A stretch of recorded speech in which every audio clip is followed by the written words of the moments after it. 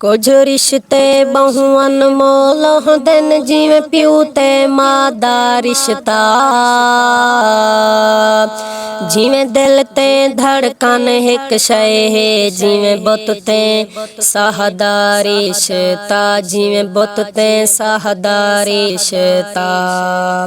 ਜਿਵੇਂ ਹੋਂਠ ਤੇ ਲਫ਼ਜ਼ ਦਾ ਰਿਸ਼ਤਾ ਹੈ, ਜਿਵੇਂ ਪਿਆਰ ਵਫਾ ਦਾ ਰਿਸ਼ਤਾ।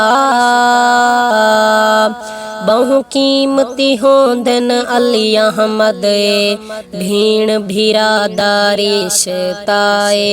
भीण भीरा दा रिश्ता। कुछ रिश्ते बहु अनमोल होंदे न, जिवें प्यू ते मां दा रिश्ता।